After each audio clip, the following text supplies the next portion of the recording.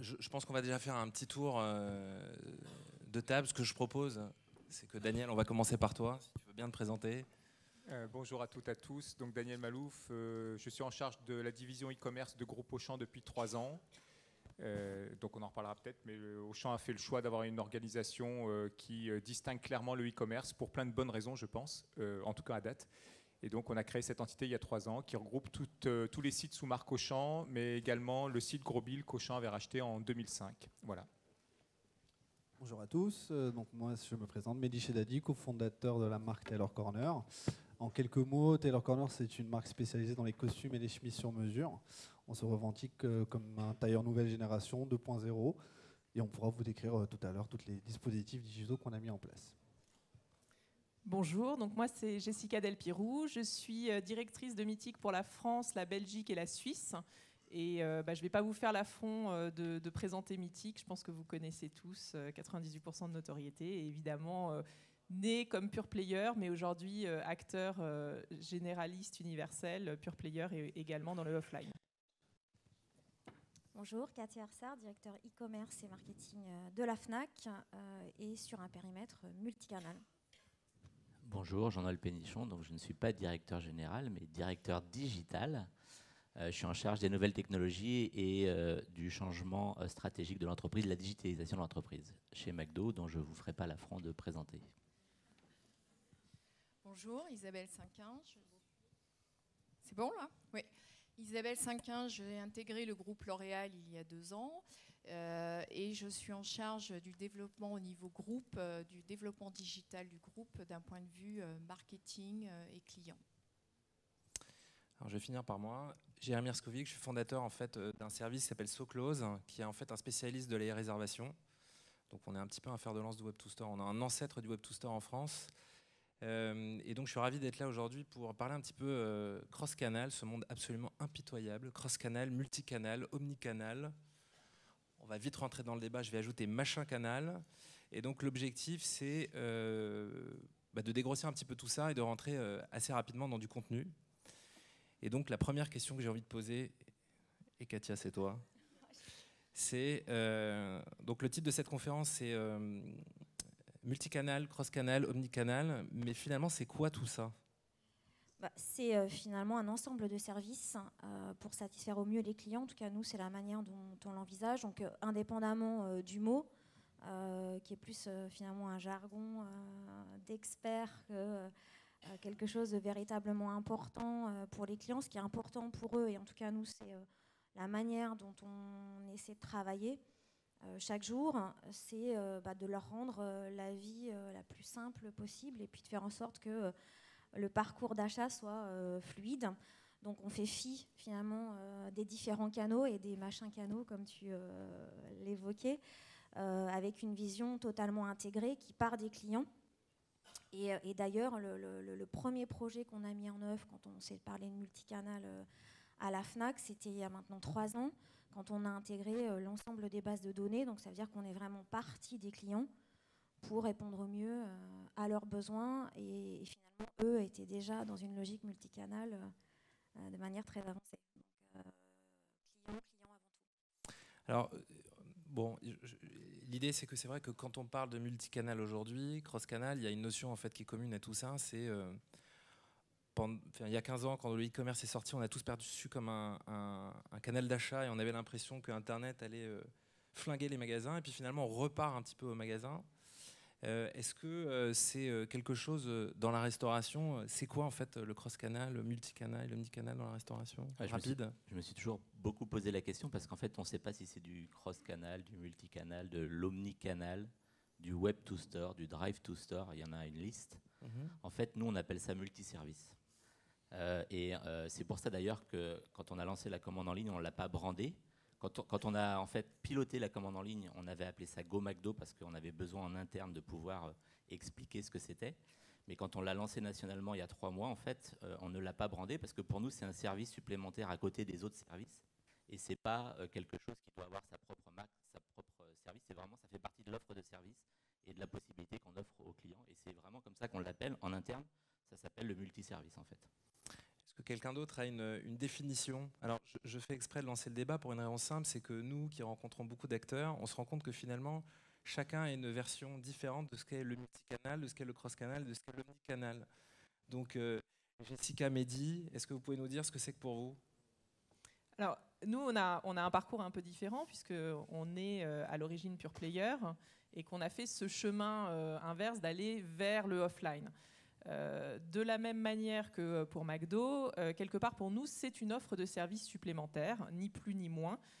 Et je pense qu'en le voyant comme ça et en replaçant, comme le disait aussi Katia, le consommateur qui, nous, est un célibataire, mais le célibataire, le consommateur, l'utilisateur au cœur de sa vie quotidienne, où finalement, lui ne fait plus de différence entre l'Internet, son mobile, le desktop. Bah, pour lui, il n'y en a plus, puisque c'est tout ça, il n'y a plus vraiment de scission entre ces mondes-là.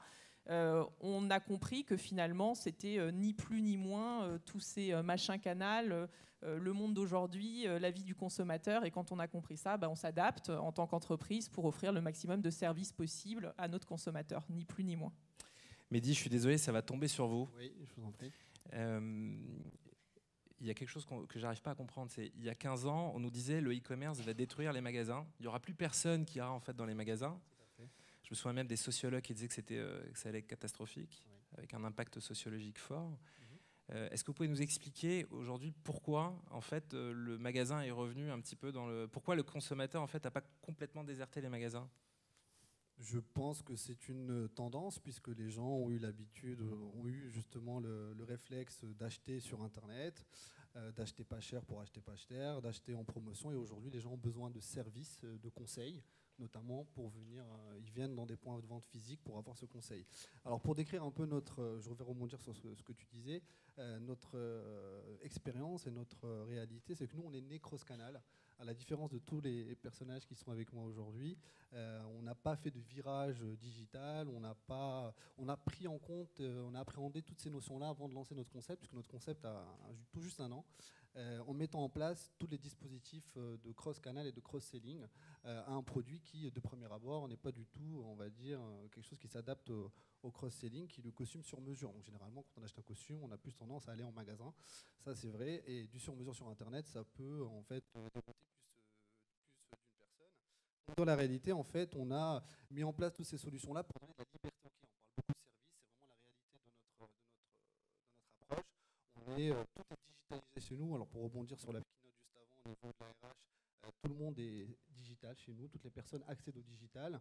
Le client également, on ne lui laisse pas trop le choix, puisque tous les dispositifs qu'on a mis en place dans notre magasin, par exemple, on a des bornes de configuration. Les clients vont personnaliser leurs produits sur des bornes tactiles directement au magasin. Ils peuvent, donc ça on parle de cross-canal, on a différents canaux, donc le support tactile au magasin. On a bien évidemment le site internet. On parle aussi d'omnicanal, et bien à ce moment-là, le client chez nous peut utiliser son iPhone pendant son expérience d'achat au magasin pour scanner les différents éléments de configuration qu'il souhaite utiliser. Et à ce moment-là, il peut les utiliser soit en magasin, soit chez lui directement. Donc cette approche-là, pour nous, elle est vraiment native. De par notre nature, avec mon associé, on est ingénieur de formation, système d'information et réseau. Donc on a une vision des choses qui est digitale. Et je finirai par dire que le digital a aussi un avantage au niveau back-office, puisqu'il permet de dématérialiser les commandes. Et au final, le métier de tailleur, finalement, on peut le résumer qu'à des chiffres. Et on a développé un certain nombre d'algorithmes qui nous permettent de gérer notre métier. Donc le digital est présent partout chez nous. Alors, je crois qu'il y a un point commun entre la plupart de toutes ces personnes qui sont ici, c'est que quasiment tous, sauf vous, est un réseau de distribution. Et donc du coup, il faut que je vous corrige. Sauf le Body Shop, Kills, très bien. Créateurs de beauté, ce sont des réseaux de distribution et des marques. J'ai rien dit. Pour un acteur comme L'Oréal, du coup, c'est quoi en fait, c'est quoi le cross-canal ? Comment vous le voyez en fait au niveau de la marque L'Oréal, évidemment en dehors en fait des réseaux Kills.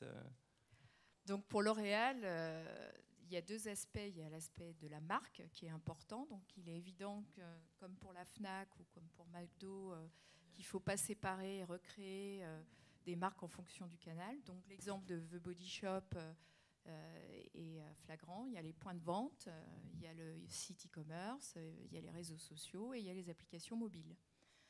Le tout, est-ce que c'est du cross-canal ? Pour moi, le cross-canal, par rapport à mon expérience, et surtout dans le cadre de L'Oréal, quand je regarde l'application mobile de vos Body Shop, c'est l'application du client pour acheter une marque et des produits, où qu'il soit. Le point d'avantage aujourd'hui, grâce au mobile et grâce à ces plateformes d'échange en même temps, ça donne la possibilité à quelqu'un d'embarquer avec soi, que ce soit la marque, le produit ou soi-même son comportement. Et c'est ça qui fait toute la différence. On ne se pose plus la question, comme vous l'avez dit, est-ce que je suis digital, pas digital? Il y a deux aspects, c'est comment je fais que ma marque reste connectée avec une masse d'audience ou un particulier, ou un one-to-one, ou quelqu'un en particulier. Et c'est ça le challenge pour L'Oréal. Parce que l'omnicanal pour L'Oréal, c'est être capable de traiter du mass market, enfin des masses d'audience, d'une façon la plus personnelle et la plus probante possible. D'où cet aspect de service qui arrive, qu'on voit peu comme des services, mais qui sont des services. Par exemple, L'Oréal Paris, Get the Look. Le look que je vais modéliser ne va pas être le même pour vous, pour moi. C'est du omnicanal. Or, je peux le trouver.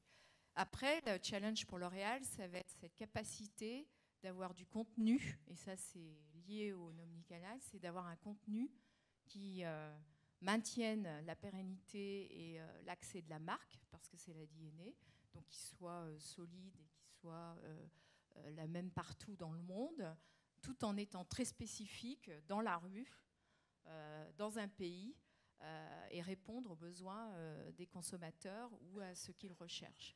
Donc là, ça fait appel à un challenge qui est nouveau pour L'Oréal, effectivement. C'est on ne traite plus un spot TV, une créa, un circuit de distribution. On traite de multiples facettes de contenu par rapport au produit, à la marque, avec de multiples cibles. Et il faut savoir, en plus, approcher le temps réel. Parce que le omnicanal, c'est pas dans 3 semaines que tu vas m'expliquer ce qu'il faut que je mette comme maquillage ou comme crème, c'est maintenant parce qu'il pleut dehors, parce que je suis à Paris et je ne suis pas à New York, ou je ne suis pas en Chine. Et donc, il faut que j'ai la bonne offre au bon moment, personnel ou en masse. Donc, c'est ça le challenge. Et le challenge, il est dans l'infrastructure et dans l'approche, parce que L'Oréal n'est pas forcément habitué. Body Shop, Kiehl's sont très bien habitués, ils sont des marques sociales et proches de proximité, donc elles sont omnicanal par définition. Pour L'Oréal Paris, pour Garnier, pour Lancôme, c'est vrai que c'est plus complexe, plus difficile, parce qu'il faut savoir bien se positionner. Et une des composantes importantes, c'est aussi les autres circuits de distribution qui font partie du parcours client. Donc, acheter chez Carrefour, ça fait partie du circuit. Donc ça, c'est un challenge pour L'Oréal. Jean-Noël, est-ce que vous pouvez nous dire, c'est quoi en fait les dispositifs cross-canaux digitaux que vous avez pu mettre en place justement pour répondre à cette tendance? En fait, on a commencé il y a un petit moment d'abord par installer des bornes de commande dans nos restaurants, et c'est un outil digital qui est cross-canal puisqu'il changeait des canaux habituels qu'on utilisait. Et puis, il n'y a pas très très longtemps, il y a maintenant 3-4 mois, mais c'est très vieux déjà en termes de digital, on a lancé la commande en ligne qui permet à nos clients de pouvoir commander depuis n'importe où. Vous pouvez même le faire dès maintenant, on a quelques restaurants tout près pour récupérer votre commande juste en rentrant. Et donc, vous pouvez depuis votre smartphone, depuis Internet, passer votre commande, la régler et puis venir la récupérer de façon prioritaire en restaurant. Et donc ça, pour nous, c'est ce que dans la profession on appelle le cross-canal, mais pour nous c'est vraiment une offre de service supplémentaire. C'est-à-dire qu'on ne s'est pas dit ça va remplacer les bornes, on ne s'est pas dit ça va remplacer le comptoir, on ne s'est pas dit ça va remplacer le drive, on ne s'est pas dit ça va remplacer le service à table, on s'est dit c'est une nouvelle offre de service, une façon supplémentaire de pouvoir composer avec McDo, où sûrement on va faire des choses qu'on n'arrive pas à faire sur les autres canaux, mais qui va prendre sa place et puis grossir, grandir au même rythme que le reste de notre... Et d'ailleurs, à la base, c'est tant pour régler un problème opérationnel, c'est-à-dire un problème de capacité et augmenter notre possibilité à servir les clients, que pour répondre à tiens, McDo fait de l'omnicanal ou du multicanal ou du cross-canal. Hein. C'est-à-dire que la recherche numéro 1, c'est pas de cocher une case pour dire on va faire du cross-canal parce que tout le monde se met à faire du cross-canal, mais c'est vraiment comment est-ce qu'on peut augmenter notre capacité à servir les clients, comment est-ce qu'on peut répondre aux attentes des clients. On est parti du principe que le digital, c'était la vie des gens, et donc on a regardé un petit peu autour de nous ce qui se passait.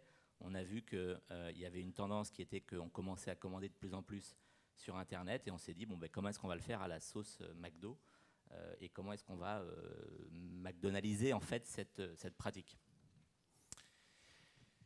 Daniel, les dispositifs chez Auchan, là, l'idée, c'est que ce qui est intéressant dans votre cas, c'est qu'on peut parler d'alimentaire et on peut aussi parler de non-alimentaire. Est-ce qu'il y a une différence entre les deux ? Je trouve que nous, on a cette chance-là de faire et alimentaire et non alimentaire. Et pour revenir à ta première question sur le cross-canal, nous, très vite, on a arrêté de parler de ça parce qu'en fait, on a commencé à parler de parcours client. Parce que c'est sûr qu'un ordinateur, on va regarder 5 ou 6 fois ou 7 fois sur un site et sur plusieurs sites avant d'aller l'acheter en magasin. Bon, une boîte de conserve, tu t'embêtes pas à faire ça, quoi. Et donc on a bien des parcours qui sont très différents selon la nature et la nature des produits, les catégories de produits. Et donc pour nous, le cross-canal, c'est uniquement d'identifier les parcours d'achat, les expériences clients que le client recherche. Et donc du coup, on les a vraiment regardés par famille, par segment. Et on a compris qu'en alimentaire, eh bien, le client, soit il achetait en magasin, donc il prend sa voiture, il se gare, il va acheter en magasin, soit il commande en ligne, il retire au drive. Et voilà les deux parcours majeurs. Et on en a un autre, mais qui ne se développe pas aussi fort qu'on le voudrait, qui est je commande en ligne, je me fais livrer chez moi. Et finalement, il n'y a pas de cross-canal. Tu as des parcours où tu ne viens pas enrichir un autre canal, j'allais dire. En non-alimentaire, c'est bien autre chose, parce que finalement, tu commandes en ligne, tu vas retirer ton produit en magasin, tu en profites pour acheter plein d'autres choses. Et là, tu viens enrichir dans le parcours cross-canal plusieurs canaux de ta marque. Et je voudrais donc du coup vraiment remettre en avant la marque. On en parlait avec Katia avant de démarrer. Moi, je crois que le cross-canal, c'est uniquement finalement une relation entre le client et la marque. Et ça a encore beaucoup plus mis en avant pour nous retailers, la marque, que ça ne l'était avant. Parce que finalement, pour nous, j'étais client d'Auchan-Vélizy, et ben ma marque, c'était Auchan-Vélizy, en gros. Maintenant, la marque, c'est bien plus que ça. C'est le site web, c'est les gammes élargies sur le web parce que justement, j'ai plus de place. C'est une relation en magasin, mais aussi une relation sur le web. C'est des parcours clients qui traversent la marque. Je commence sur le site, je finis en magasin.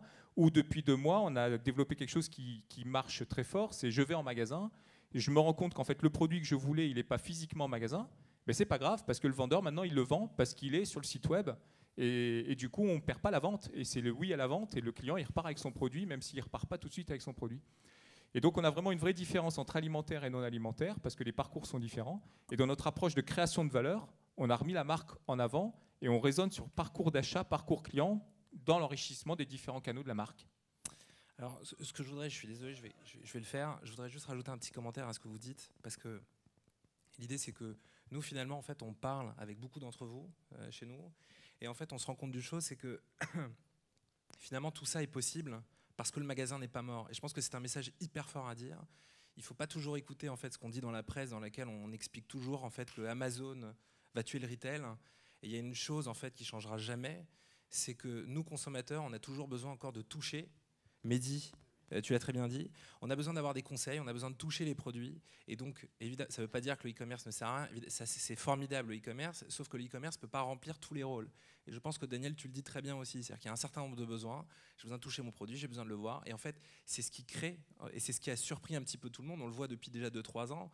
Alors nous, on parle de Web to Store, mais on pourrait parler de digitalisation des points de vente, etc. C'est-à-dire que ce sont des notions qui sont vraiment en train d'exploser dans le retail, parce que finalement, les patrons e-commerce, on se rend compte en fait, finalement, que les gens continuent d'aller en magasin. Alors ça surprend beaucoup de gens, mais je pense que c'est important de le dire haut et fort.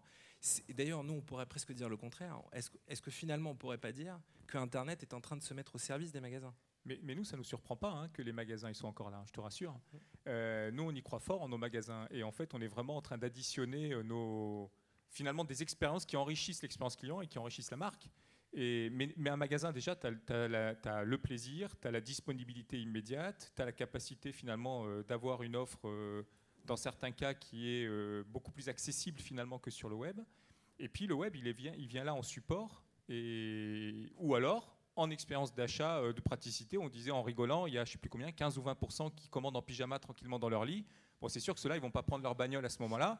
On est là pour les servir aussi. Mais sinon, on est convaincu que les magasins ont un grand avenir. Par contre, le magasin doit s'adapter. C'est-à-dire qu'il ne peut pas dire, bah, tiens, il n'y a pas du web non plus. Donc il doit se dire, il y a du e-commerce, et donc je dois m'adapter pour finalement enrichir mon expérience client quand le client est en magasin. Si je puis me permettre, vous avez sûrement vu l'ouverture du Burberry Beauty Store, vous avez vu l'ouverture des différents Apple Store, vous voyez l'ouverture d'autres. Vous comprenez que justement c'est une révolution du magasin et que l'expérience client, elle est plus monocanal ou cross-canal ou je ne sais plus multicanal, elle est omnicanal, ça part du client. Je vais dans le magasin chez Auchan pour avoir une expérience et pas seulement voir que des rayons, parce que ces rayons, j'en ai 18 000 références qui sont sur le net, donc je ne vais pas faire double. Et c'est là la chance, enfin moi je trouve formidable pour les marques comme L'Oréal, parce qu'elles peuvent mettre en scène pour la première fois, pour toutes ces marques de beauté, elles peuvent mettre en scène leurs produits sur le point de vente, dans des points de vente pour lesquels elles n'ont pas de circuit de distribution. Donc c'est une chance formidable pour les propriétaires de points de vente de donner cette possibilité à des marques comme L'Oréal pour pouvoir s'exprimer, qui ont un territoire d'expression. Le Body Shop ou Kiehl's, c'est différent, ils ont leur propre point de vente. Mais pour les 30 autres marques de L'Oréal, c'est formidable de pouvoir travailler ensemble et de créer ces espaces d'expérience qui sont essentiels. J'interviens également juste pour rebondir sur ce que tu disais, le magasin n'est pas mort, vive le magasin, hein, c'est ce qui se dit, mais je pense que les magasins doivent se réinventer. C'est-à-dire que s'ils restent sur leur politique existante, je pense qu'ils seront dépassés. Quand je dis qu'ils doivent se réinventer, ils doivent proposer une expérience d'achat unique aux clients qui doit donner envie aux clients de repasser au magasin pour revivre cette expérience d'achat. Le canal Internet est pratique, ça c'est vrai, mais nous on a eu la particularité, effectivement, le tissu, le toucher du tissu, on a beau... ingénieur de formation, réinventer les technologies, je ne pense pas qu'on pourra remplacer le toucher du tissu.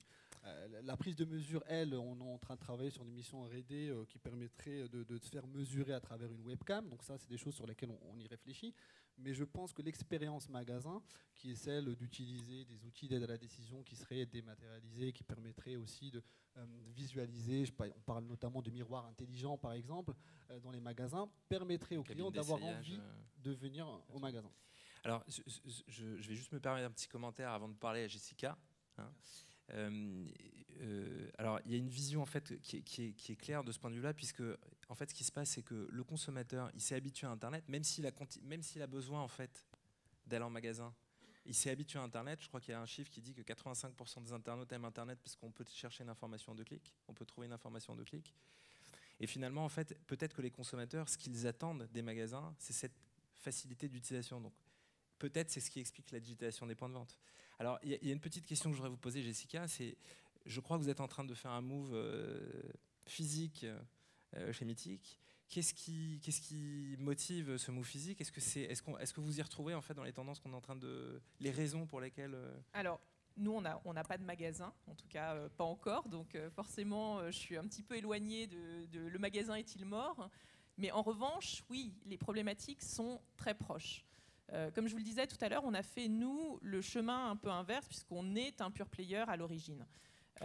En l'espace de 10 ans, puisque Mythique a 10 ans, on a convaincu à peu près 50% des célibataires qui ont accès à Internet, puisque 50%, un célibataire sur 2, utilise aujourd'hui des sites de rencontres ou a utilisé des sites de rencontres, ce qui est déjà, en l'espace de 10 ans, une création de marché énorme.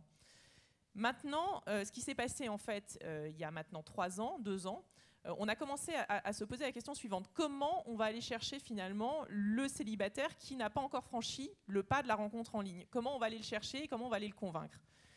Et ben, on a fait quelque chose de très simple. On a été leur poser la question. Et finalement, les célibataires nous ont dit quoi ? Ils nous ont dit, moi, je veux que l'expérience de rencontre, elle soit encore plus intégrée dans mon quotidien, elle soit encore plus dans ma vie de tous les jours. Et donc, naturellement, par rapport, je reviens à ce que je disais un petit peu plus tôt, c'est que finalement, n'ayant pas de frontière entre le monde digital et le monde physique, il disait, voilà, trouvez-moi une solution pour inscrire mon expérience de rencontre dans mon quotidien. Pour faire ça, il y a 1 an, on a lancé des soirées de célibataires, des soirées mythiques, avec finalement toutes les recettes de l'Internet, puisque c'est des soirées qui sont ciblées en fonction de votre âge, qui vont toucher tout le territoire national, qui sont géolocalisées. Donc, c'est vraiment toutes les méthodos de l'Internet, appliqué à la vie réelle, puisque donc, du coup, on est rentré ainsi dans le offline. Et donc aujourd'hui, Mythique est devenu, en dehors d'être le leader de la rencontre en ligne, le leader de l'événementiel et de la rencontre pour célibataires au sens large, puisqu'on crée aujourd'hui plus de 50 soirées par mois dans plus de 56 villes en France. Donc on touche l'ensemble du territoire national. Et on a ajouté à ça des nouvelles activités en novembre dernier, puisqu'on a lancé des ateliers, donc des ateliers en fonction de vos activités préférées. Il y a œnologie, exposition, cuisine, donc mixologie, donc vous pouvez vraiment faire, et photographie, donc vous pouvez vraiment faire votre activité avant tout, et ensuite vous retrouver entre célibataires. On a aussi des dîners.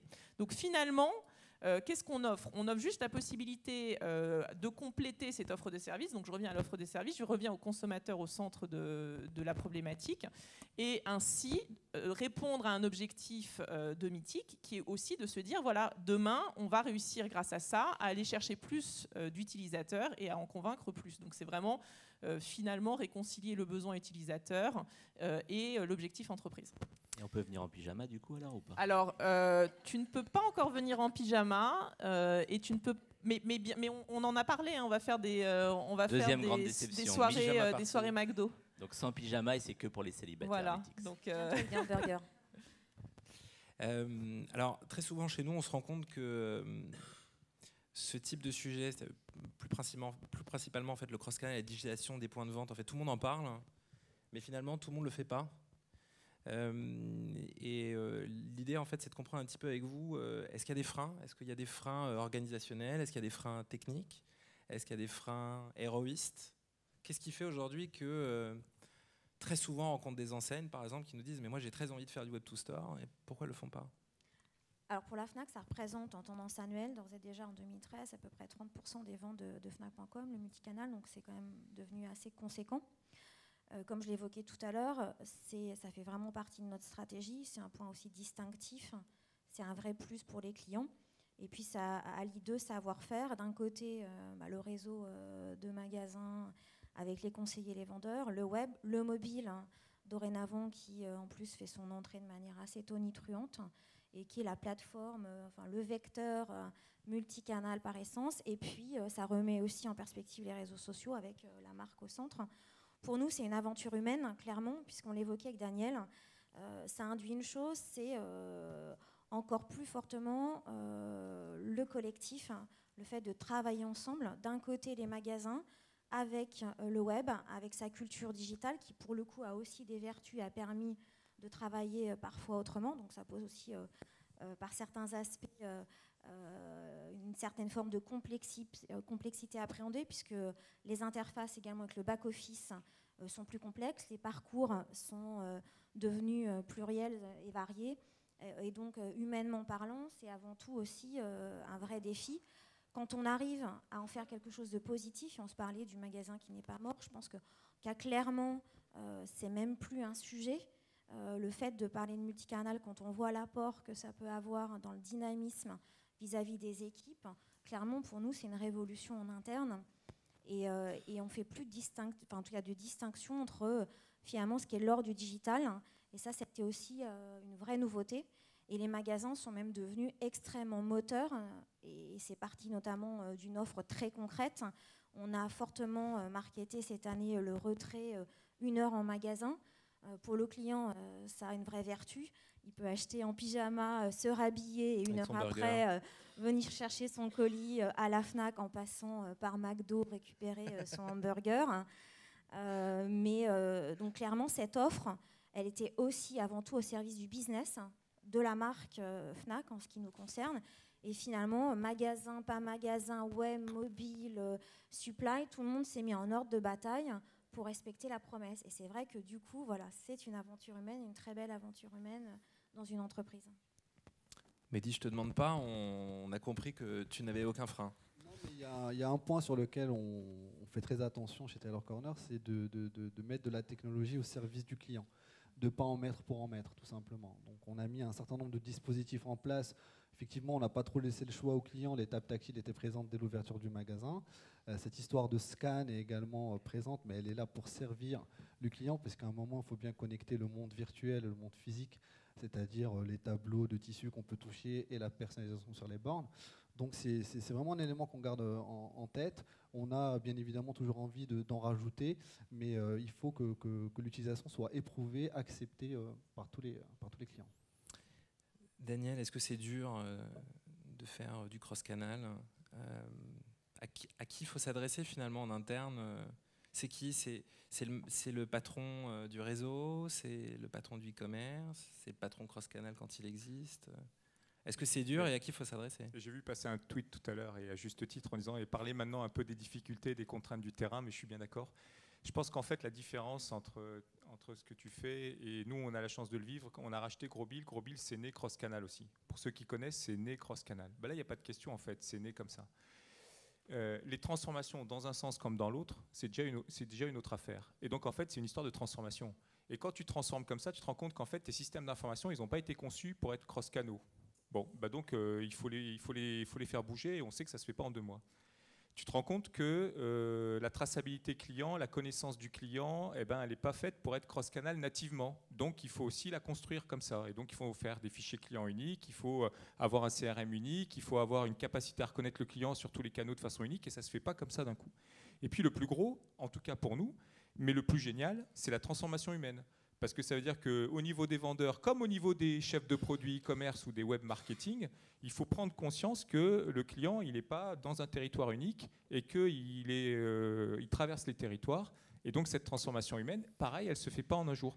Et donc je crois qu'il faut être patient. Par contre, il faut avoir un cap clair. C'est-à-dire qu'il faut se dire, on veut aller là-bas parce que c'est là-bas qu'on doit aller, parce que le client veut qu'on aille là-bas, tout simplement.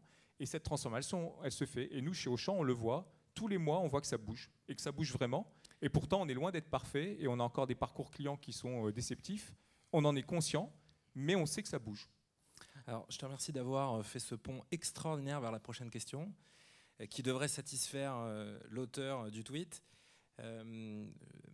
Finalement, est-ce que la problématique, l'une des grosses problématiques pour faire du Web to Store et surtout aller encore plus loin dans la digitalisation des points de vente, c'est pas faire évoluer le rôle du vendeur? Qu'est-ce qu'on fait avec les vendeurs? Alors, je pense que c'est la révolution, effectivement, pour les vendeurs et pour les personnages dans le média. Parce que, bon, chez L'Oréal, il y a en amont tout l'aspect média qui est important. Parce que l'omnicanal, c'est un circuit de vente, mais c'est aussi un circuit média pour L'Oréal. Quand on parle de omnicanal, on parle du circuit de communication et, en deuxième temps, malheureusement, du circuit de vente. Certainement, avec l'évolution technologique et autres, c'est rassembler ou faire travailler mieux ensemble le marketing et les ventes. Et ça, c'est pas simple. Il y a des sociétés qui arrivent. Pour L'Oréal, c'est un grand challenge parce qu'ils n'ont pas l'habitude. Généralement, le marketing fait son travail. Ensuite, ça passe à la vente. Or, moi, je suis client. Qu'est-ce qui est marketing, qu'est-ce qui est vente aujourd'hui? Avec mon application, je n'en ai rien à faire. Ce que je veux, c'est avoir mon expérience, mon ADN, bien reconnaître ma marque, qu'elle est pour moi, qu'elle corresponde à mon style de vie et qu'on réponde à mes questions et à mes besoins, que je les pose sur un réseau social, que j'appelle le circuit téléphonique ou que je sois sur le point de vente. Or, pour le conseiller vendeur, généralement, il est coupé de ce système. Il fait partie de la vente, mais il n'a aucun accès au marketing. Donc, il n'a pas les informations, il ne peut pas voir ce qu'Isabelle Cinquin, client, est en train de dire sur le réseau social. Donc, il va se planter, si je puis dire, dans son argumentation de vente. Il n'a pas compris dans quelle communauté sociale elle était, donc il va lui vendre, je ne sais pas quel produit, enfin pas la bonne marque, pas le bon produit. Et dans certains cas, comme vous l'avez dit, le produit ne sera même pas dans les rayons, parce que c'est justement le produit qui fait le buzz sur les réseaux sociaux. Donc ça, c'est le grand challenge pour toutes les marques de L'Oréal, qu'elles aient des points de vente ou pas de points de vente. C'est être capable de traiter l'employé d'une société, le vendeur qui fasse partie de la force de vente de la société ou qui soit sur le point de vente, qui fasse partie du circuit de distribution, comme un client. Tant qu'on n'a pas ce parcours d'approche client, de cet apport d'expérience, ça va rester... Step 1, Step 2, connecter des circuits, mais on n'aura pas ce parcours client. Donc, on va additionner les systèmes, les contenus, ainsi de suite. Ça va être de plus en plus complexe et ça va être de plus en plus coûteux et ça n'apportera pas la satisfaction client et ce ne sera pas du omnicanal. Parce que l'omnicanal commence déjà par la société elle-même. et par sa force de vente et par sa force marketing. C'est ce qui fait la force aujourd'hui de certaines marques et de ceux où on dit d'emblée, ils sont déjà cross-canal ou omnicanal parce qu'ils sont déjà intégrés dans leur façon de travailler. Et ça se réduit beaucoup, on le voit beaucoup. Ce serait bien que vous me disiez quels sont les circuits de commande. Avant, pour avoir un tailleur, il fallait 3 mois peut-être, ensuite 3 semaines. Si aujourd'hui vous ne l'avez pas dans une semaine ou 15 jours, il y en a d'autres qui le feront.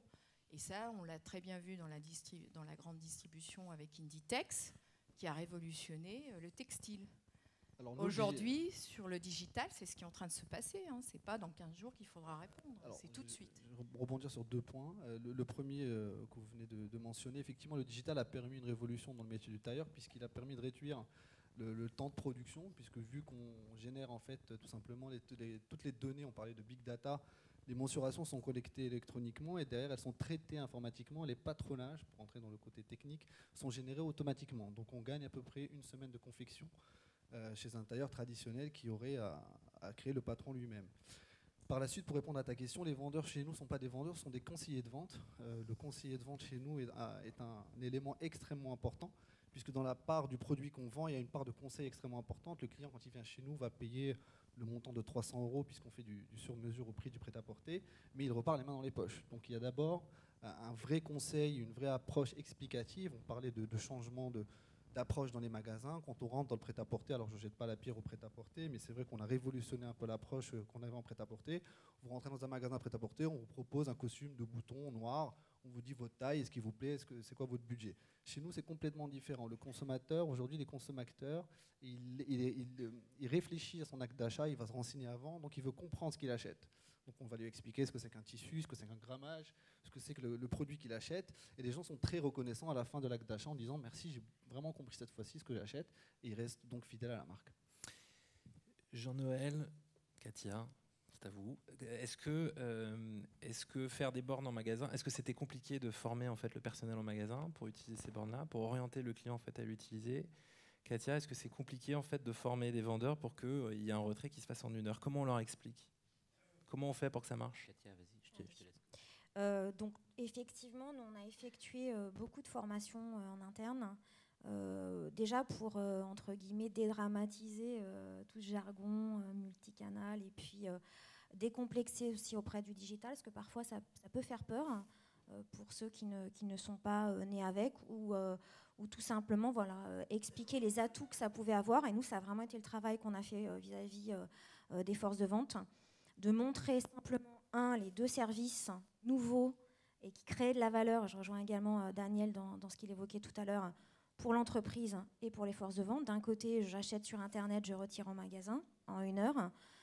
Donc ça génère plus de valeur. Et puis de l'autre aussi, et ça c'était important, quand je suis en magasin, on a ouvert le stock de Fnac.com, donc c'est 11 millions de produits, donc bien plus que n'importe quel magasin, pour lui permettre de finaliser une vente quand il n'avait pas l'audit produit en magasin. Donc pour lui, il a tout de suite vu l'intérêt que ça peut avoir dans la logique de service et de vente. Donc ça, c'était assez simple. Et ensuite, on a aussi introduit dans nos formations, finalement, tout le contenu et tous les insights clients qu'on pouvait obtenir grâce au CRM. Je l'évoquais, nous, ça a vraiment été un projet clé. L'intégration des bases de données, on a commencé par ça, c'est-à-dire déjà avoir tous nos clients dans une seule et même base, analyser leur comportement, identifier les services qu'on pouvait développer. Et j'en ai évoqué 2, mais il y en a d'autres. Notamment, on a vu et on voit émerger bien évidemment le mobile et la relation client sur les réseaux sociaux. Pour nous, c'est vraiment d'ailleurs quelque chose de très très important. C'est devenu un canal de relation client qui est en train d'exploser au-delà du téléphone et du chat. Et donc du coup, ça s'organise parce que ça veut dire qu'il faut former également des gens dans cette dimension. Donc on a expliqué finalement tout le potentiel qu'on pouvait avoir. On a donné des informations sur les clients, les profils. On a également, et ça c'est important, fait converger les outils, l'IT, tout ce qui est back. On en parle peu finalement, mais c'est important parce que ça peut être des freins majeurs. C'est pour ça que ça ne se fait pas en 3 mois. Nous, ça a été une progression sur les 3 dernières années avec une montée en puissance, parce que quand on a fait finalement le côté le moins sympa, c'est l'intégration des outils. C'est pas forcément ce qu'on voit en premier d'un point de vue client, c'est pas forcément le plus glamour dans les premiers instants, mais finalement, une fois qu'on l'a fait, ça donne un potentiel, et notamment le fait que les vendeurs voient exactement ce qui se passe sur Internet. Ils ont des outils de vente qui sont très convergents, donc ça veut dire que l'information, elle est très fluide. Donc il y a moins de trous dans la raquette, et commercialement, en tout cas, ça nous a permis de faire passer le message et de donner finalement plus de dynamisme au multicanal et de faire en sorte que ce soit une réalité pour le bien de l'entreprise et pour le bien des clients. Donc, en fait, nous, on a essayé de faire 3 choses qu'on n'a pas inventées, en fait, hein, on est allé piquer dans des sociétés, notamment L'Oréal et dans d'autres, qui avaient avancé sur ces thématiques-là avant nous. Et ces 3 choses qu'on a faites, en fait, avant de passer à la partie visible, je dirais, de l'iceberg et aux consommateurs. On a mis en place d'abord un nouveau système de formation qui s'appelle la Digital University. Alors en anglais, ça s'appelle de l'évangélisation, mais je sais qu'en Europe, ça choque. Mais c'est le terme. C'est vraiment un système qui permet en fait d'onboarder les gens sur ces thématiques du digital, qui sont différentes d'autres thématiques et d'autres sujets de formation. Le deuxième sujet, c'est qu'on a transformé la gouvernance à l'intérieur de l'entreprise. Donc on a changé complètement notre mode de fonctionnement pour que les décisions soient prises beaucoup plus rapidement, qu'on puisse fonctionner en petits groupes. On est une grosse société, on a 70 000 collaborateurs sous enseigne, il y a à peu près 600 personnes qui travaillent au siège, et donc on est des fois un gros mammouth à bouger. Et dans le digital, c'est plus possible d'avoir ces circuits de décision. Et puis la troisième chose qui était importante, c'est que quand on est venu sur ce nouveau volet de service, on voulait absolument transformer l'expérience, et on a dû d'abord chercher à comprendre quel pouvait être le bénéfice consommateur à faire ça. Aujourd'hui, si je passe ma commande sur mon mobile et qu'arrivé en point de vente, je n'ai pas de bénéfice, c'est-à-dire que je vais me refaire la queue, comme ça m'arrive des fois chez des confrères, réattendre derrière la personne qui, elle, n'a pas utilisé son mobile, je ne vais pas être satisfait, et donc ça sera un cross-canal que vous pourrez mettre à la poubelle. Et là-dessus, on s'est un peu inspiré de ce qu'avaient fait les retailers Auchan Drive. J'avais été visiter en 2006 un des pilotes avec Auchan, et puis passer un peu de temps chez votre société filiale Chronodrive aussi. Et j'avais beaucoup apprécié l'idée, c'est-à-dire que c'était vraiment quelque chose de séparé du magasin, qu'offrait une véritable alternative, un véritable service avec une vraie promesse. Et on s'était dit que si on avançait sur cette question-là, il fallait absolument qu'on ait un bénéfice consommateur qui soit différent de juste passer sa commande sur Internet, parce que ça n'apporte pas vraiment de valeur, à part le fait d'être moderne, quoi. Alors, je voudrais juste partager mon expérience avec vous pour vous faire réagir dessus. J'aimerais bien que vous la validiez. En gros, ce que nous on voit très souvent, c'est que finalement le Web to Store, on est très sollicité, c'est-à-dire qu'on nous dit toujours, oui, j'ai très envie de faire du Web to Store, mais finalement, on se rend compte que le mettre en place, il y a un certain nombre de freins techniques, il peut y avoir des freins organisationnels, mais finalement, ce qu'il y a de plus difficile, c'est pour ça que je voulais un petit peu vous faire parler des vendeurs, c'est que finalement le vendeur, qui est très souvent en fait le lien avec le consommateur final, c'est lui qui va utiliser le dispositif en point de vente. Et ce que nous, on a remarqué, c'est très souvent, quand on va voir des marques ou des enseignes pour installer de la e-réservation, on se rend compte que très souvent, elles disent « mais de toute façon, moi, mon vendeur, ils sont souvent pris pour des idiots. » Donc, et malheureusement, ça ne peut pas se faire sans lui. Et donc, en fait, ce qu'on explique très souvent, c'est qu'il y a 3 choses pour qu'un dispositif, alors Web to Store aujourd'hui, mais demain, digitalisation de points de vente, on parlait des cabines d'essayage, etc. Mais la première problématique, c'est d'expliquer à son vendeur, éventuellement, mais ça sert à quoi ce truc-là? Ça sert à quoi de faire du retrait en 1 heure? Ça sert à quoi en fait une cabine d'essayage? Ça, c'est la première chose. La deuxième chose, c'est de se dire comment on le forme, comment on lui montre en fait comment ça marche. Et c'est vrai que très souvent, plus c'est simple, sous-entendu, moins il y a besoin de formation, mieux c'est. Ça ne veut pas dire qu'il n'y a pas besoin de formation. La formation est souvent là, en fait, très souvent pour lui dégrossir la chose et lui expliquer comment ça marche. Et troisièmement, on n'en a pas parlé, mais comment lui va faire de l'argent avec ce truc-là. Et voilà. Et donc, voilà. Cette notion de où va le chiffre d'affaires et du coup des indicateurs de performance, on l'évoquait tout à l'heure, c'est clé, parce qu'un commercial, un vendeur ou un conseiller de vente, quel que soit le nom, il a bien évidemment ça en tête. Donc nous aussi, ça a été un sujet, et je pense que d'ailleurs c'est un sujet qui ne cesse d'évoluer, puisque on voit de nouveaux support. J'ai évoqué le mobile. On a lancé notre nouvelle application il y a quelques jours, et je crois d'ailleurs qu'Edouard est dans la salle. Donc ça devient en tout cas un autre canal pour le client d'achat, de transactions digitales, mais également de relationnel et puis de recherche et de localisation. Donc la notion d'indicateur de performance, de chiffre d'affaires et de où est-ce qu'on le met et comment est-ce qu'on l'organise pour qu'on crée le plus de valeur pour l'entreprise et pour le client, c'est assez clé, et en tout cas c'est au cœur même d'ailleurs des discussions qu'on peut avoir avec les forces de vente. Également aussi, parce qu'on parle de vendeurs, mais la chaîne logistique et le back-office, c'est clé aussi, puisqu'il faut livrer les colis, il faut livrer les produits, mais il faut aussi livrer les colis. Et là aussi, on a des offres transport, des offres de livraison qui sont en train de se diversifier, avec beaucoup d'innovations dans ce domaine. Et ça suppose aussi, au niveau de la logistique et de la supply, d'avoir aussi des formations et de pouvoir travailler ces indicateurs de manière collégiale et collective et constructive, et que ce soit optimal pour tout le monde. Le moteur, il est là. Enfin, en tout cas, un des enseignements, c'est aussi celui-ci, bien sûr. Sinon, c'est un blocage. Très profonde question. Est-ce que vous arrivez toujours, c'est une question pour vous tous en l'occurrence, est-ce que vous arrivez toujours à quantifier ce que vous apportent en fait ces stratégies? Est-ce que c'est facile? Est-ce que vous y arrivez? Si on est réellement cross-canal, on est censé récolter toutes les informations, on va dire, des comportements des clients. C'est des choses qu'on fait chez Taylor Corner. On sait si le client a commencé une configuration, on sait s'il a fini au panier, et on sait par quel canal il a acheté. Pour donner quelques chiffres, on a un acte de réachat qui se fait sur les deux grands canaux qu'on utilise aujourd'hui, qui sont le mobile et le site internet, de 30%. Parce qu'il y a une préférence majoritaire des nouveaux clients chez nous à passer en première approche au magasin. Voilà. Daniel, est-ce que c'est facile de toujours mesurer Ta question est excellente, parce qu'en fait, si on savait tout mesurer, ça voudrait dire que justement la transformation dont je parlais, elle serait aboutie. En fait, donc la réponse c'est non. Maintenant, nous, on a mis en haut du panier la taille de clientèle. C'est-à-dire que notre vocation, nous, c'est de servir le plus grand nombre de clients. Ça a toujours été la vocation d'Auchan. Donc on se dit, si les clients bougent en termes de comportement, il faut bien évidemment que nous, on bouge pour continuer à les rencontrer. Donc en fait, le premier indicateur qu'on a mis, c'est la taille de clientèle. C'est-à-dire qu'il est exclu d'imaginer perdre en taille de clientèle. Et donc on fait la somme de l'ensemble des transactions avec les clients, et on doit garder et on doit progresser en termes de taille de clientèle. Et c'est le premier indicateur qui nous unit tous. Et ce qui est bien aussi, c'est que quelles que soient les organisations, le client, il reste unique. Donc de toute façon, si tu veux unir les organisations, il faut prendre des indicateurs qui soient clients. Si tu commences à prendre des indicateurs qui sont des indicateurs organisationnels, tu redivises. Donc il faut vraiment prendre des indicateurs clients pour rester avec quelque chose qui unifie, quelles que soient les organisations. Donc nous, on a démarré par ça.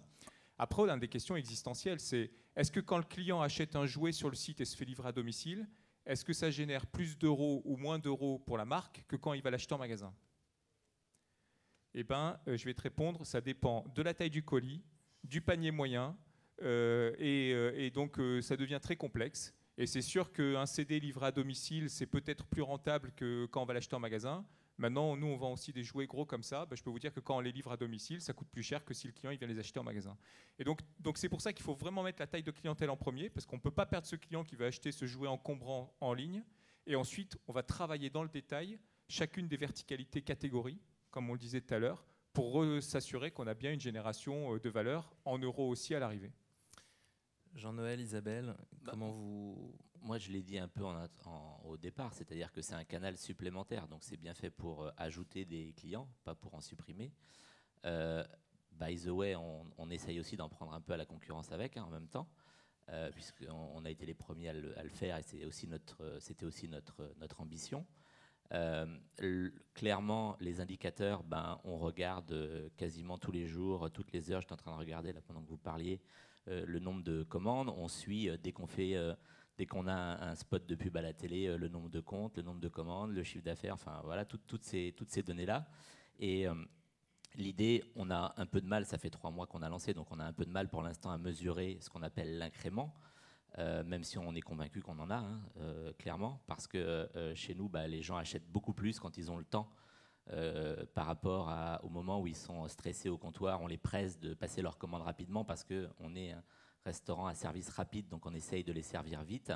Et donc, quand ils sont sur leur canapé en pyjama, juste après la Fnac et Mythique, eh bien, ils ont plus le temps d'aller regarder les produits, de faire du complément par rapport à leur menu habituel, d'essayer des produits. Et je ne vous donnerai pas de chiffres ici, mais clairement, on a un panier moyen qui est très fortement supérieur à ce qu'il est.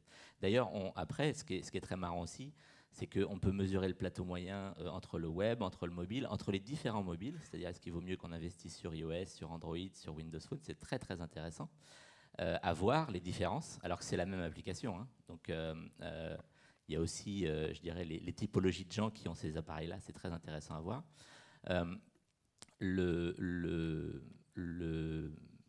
Clairement, nous, on est persuadés que ça va être des transactions incrémentales et du chiffre d'affaires incrémental. C'est-à-dire, c'est vraiment des occasions pour des clients de commander qui n'avaient pas ces occasions-là avant, qu'on va capturer grâce à ça, et donc on va ajouter du business en plus. Et de rétention. Et de satisfaction, c'est aussi un des points. Alors moi, je vais rebondir justement sur ce qui a été dit entre les différentes plateformes, si on peut dire, si on parle du mobile ou autre. C'est très intéressant effectivement parce que cette question de omnicanal ou multicanal pose la question de l'audience. Donc pour L'Oréal, on est en train de changer complètement ce parcours client qui est la considération, l'exploration, liée à l'intention d'achat, l'achat et l'advocacy. C'est vraiment nouveau parce qu'avant on faisait l'awareness, enfin la présentation de la marque, et ensuite tu vas en distribution et tu achètes, et puis on verra bien les 3 étapes. Donc ça a complètement changé la façon de voir les plans marketing, plans médias et vente, et en particulier d'avoir une considération de l'audience. Parce qu'on peut faire la meilleure combinaison de médias ou de circuits de distribution ou de vente. Si on ne cible pas la bonne audience, si je cherche du Maybelline dans un endroit où il n'y aura jamais la cible des 14-16 ans, je peux toujours faire mon meilleur plan omnicanal ou multicanal, il ne va jamais marcher.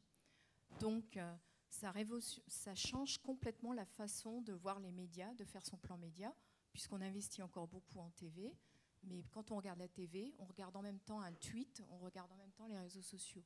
Donc, de ce fait-là, on a des métriques qui s'additionnent et qui se complètent pour effectivement regarder les ventes additionnelles ou les clients additionnels, parce qu'on sait quand même qu'on cherche 1,5 milliard de consommateurs en plus dans le monde. Donc, on a intérêt à savoir où les trouver et qui sont-ils ou pour quelles marques. Quand il y a 33 marques, il ne s'agit pas que les marques se cannibalisent, mais qu'elles aient chacun leur territoire.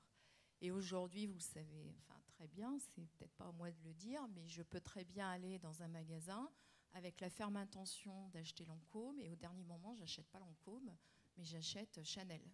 Donc il y a un problème positif dans le sens où il s'agit vraiment d'aller jusqu'au bout de l'audience et de bien fournir le bon content, le bon contenu jusqu'au moment de l'acte d'achat et jusqu'au moment de la satisfaction où j'exprime. Donc tous ces médias qui sont multiples représentent un challenge, mais une formidable opportunité de mettre en place des nouvelles métriques. Et ces nouvelles unités de mesure doivent se compléter et pas se cannibaliser. Et c'est là où on mesure les ventes additionnelles, mais aussi, surtout, l'apport que chaque média contribue pour accroître l'exposition de la marque et sa reconnaissance, la considération de la marque et l'intention d'achat. Avant, l'intention d'achat, on ne pouvait pas la mesurer autre que par un panel. Aujourd'hui, on peut la voir instantanément. Et on peut voir si elle a un effet positif ou négatif. Et donc, on peut corriger son plan marketing et son plan de vente et son argumentation très rapidement. Le challenge rapide, il faudrait que ce soit en temps réel. Et ça, on n'en est pas encore là chez L'Oréal. C'est un des objectifs. On en est encore très loin. Mais c'est là où on aboutit les efforts. Le deuxième point, on regarde les ventes. On mesure les ventes, mais on mesure pas seulement les ventes et les impressions. On mesure le nombre de clients. Et ce nombre de clients, on mesure en particulier l'advocacy, ou je dirais le buzz. Enfin, c'est pas seulement de la loyauté, c'est vraiment l'impact que peut avoir un consommateur sur le reste de sa cible. Et sur les jeunes en particulier, c'est énorme. quand quelqu'un vous dit j'aime ou j'aime pas, il va pouvoir influencer des dizaines et des dizaines de milliers d'autres personnes de sa cible, qu'ils soient en France ou qu'ils soient dans d'autres pays. Parce que vous savez que les égéries, dans le domaine de la beauté, ne sont pas seulement les égéries connues comme Beyoncé et d'autres, mais sont les jeunes dans nos foyers de 14, les jeunes femmes et les jeunes hommes de 14-15 ans qui vont vous dire il faut acheter ça, c'est vachement bien. Et ça a un impact énorme. Je vois Nicolas qui me fait des gros yeux. Est-ce qu'éventuellement, toujours, est-ce qu'il y aurait éventuellement des questions que vous voudriez poser avant qu'on rende l'antenne ?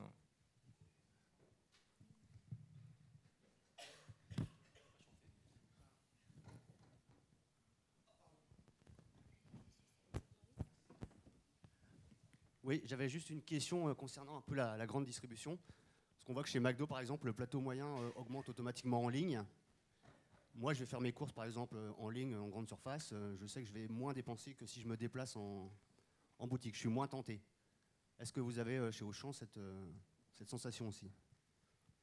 En fait, c'est assez particulier. C'est-à-dire que quand on achète au Drive, par exemple, on achète quasiment que de l'alimentaire, puisque notre gamme non alimentaire, elle est relativement réduite. Et on se rend compte en fait que le panier moyen d'achat au Drive, il est supérieur au panier moyen d'achat en magasin. Par contre, la réalité, c'est que bien évidemment, on n'est pas tenté par le non alimentaire. Donc la part de non alimentaire dans le panier, elle est plus faible. Mais la part alimentaire du panier est plus élevée. Donc je rejoins ce que constate McDo. Et d'ailleurs, on le constate nous aussi en non alimentaire. C'est-à-dire que quelle que soit la catégorie, on constate que le panier moyen est plus élevé quand notre client est en ligne. Merci. Je dirais même qu'avec les applications mobiles sur le Body Shop, les gens qui ont l'application augmentent largement plus de 30%. Avant, quand on avait le point de vente, le site e-commerce, c'était 30%.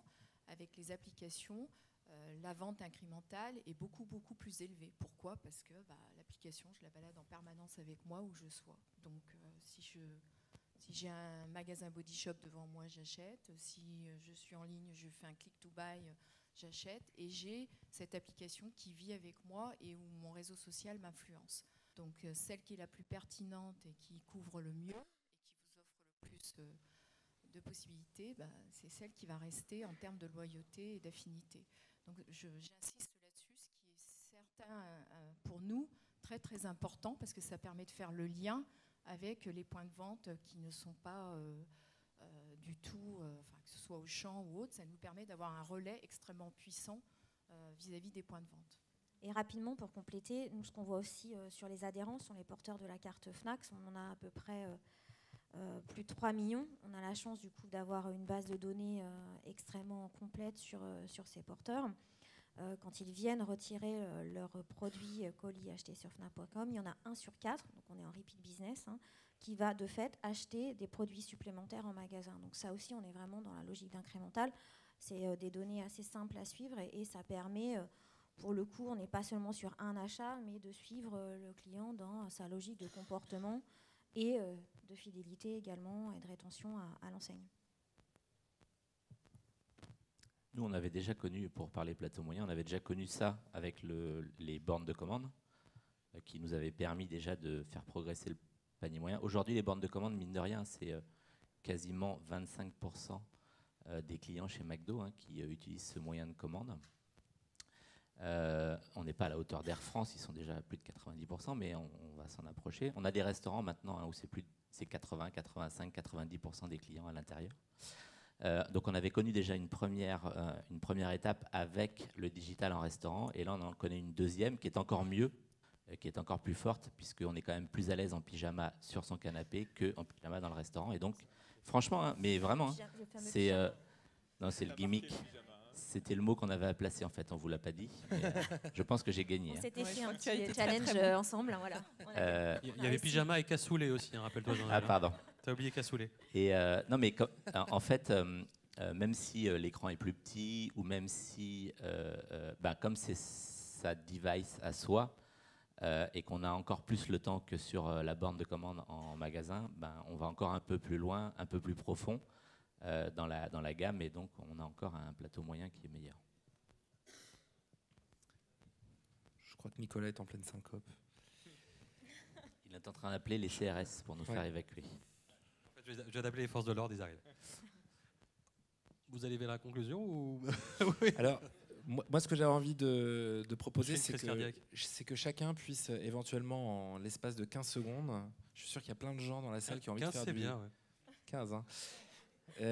Par la peine 20. Si chacun d'entre vous, si vous aviez à donner un conseil pour faire de l'omnicanal / cross-canal, qu'est-ce que vous diriez? Qu'est-ce que vous conseilleriez en fait à des gens qui ont envie de faire du cross-canal dans la salle? Pensez client avant tout. Enfin, je pense que c'est vraiment pour rester simple et puis assurer le service. Je pense que c'est... Voilà. Ouais, je suis complètement d'accord, j'avais ça en tête. C'est réfléchir d'abord aux besoins du client. C'est-à-dire qu'on ne fait pas du cross-canal, je ne sais plus qui l'a dit tout à l'heure, pour se faire plaisir et dire qu'on fait du cross-canal, parce qu'on s'en fiche. La seule question, c'est qu'est-ce que le client attend, et qu'est-ce que le client attend de vous et de votre service. Voilà, et c'est ça qui doit vous guider. On n'a pas parlé mobile aussi beaucoup aujourd'hui, hein, mais je pense que on en a un peu parlé, mais voilà. Et je pense que c'est vraiment aussi un point important à intégrer, parce que c'est finalement la passerelle la plus naturelle entre le offline et le online, quoi. C'est avec ça qu'on se balade dans la rue, donc voilà. Je dirais simplicité, essayer de pas trop faire techno et essayer d'être le plus user-friendly possible pour que ça soit en termes d'efficacité et de ROI le plus attrayant possible. Daniel? Non, mais je ne vais pas faire original, moi j'allais dire exactement la même chose, penser client. Je pense qu'il faut penser parcours client, on devrait supprimer le mot cross, omni, d'ailleurs ils se suppriment l'un de l'autre. Quels sont les parcours clients? Je suis sûr que chez McDo, ce n'est pas les mêmes que chez nous, j'en suis sûr. Peut-être qu'ils sont plus proches entre la Fnac et nous, mais il faut penser client, parcours client. Peut-être en pyjama dans les deux cas. Alors c'est tout simplement penser au fait qu'on est tous connectés et que les marques aujourd'hui sont connectées. C'est pas forcément du relationnel, mais c'est que c'est toujours présent, real time, et en fonction du contexte. Et moi j'insisterais sur que délivrons-nous aux clients, parce qu'en fait on travaille beaucoup en mode transactionnel de manière générale. On parle de transactions. En tant que client de manière générale ou consommateur ou même beauty advisor, enfin conseiller beauté, je ne parle pas en temps de transaction, je parle en temps d'usage. Donc à partir du moment où on parle sur l'usage, je pense qu'il faut s'organiser de cette façon pour que ce soit utile à chacun, qu'on soit client ou pas client. Jean-Noël, le mot de la fin en pyjama? Moi, je dirais ne faites pas du cross-canal, mais faites du commerce tout court. Et en fait, comme ça, vous penserez aux clients. Et je pense que pour moi, c'est ce qui est très important. C'est-à-dire que l'objectif ultime, c'est quand même de ramener du business en magasin avant de rajouter un canal supplémentaire ou avant de faire du cross, quoi que ce soit. Et donc, c'est vraiment comme ça qu'on a essayé de l'approcher. On a essayé de l'approcher dans le sens commercial. Et de transformer notre parcours conso dans ce sens-là. Donc c'est ce que je donnerais comme conseil. Merci beaucoup pour l'ensemble de vos réponses et puis à bientôt pour plus de Cross Canal.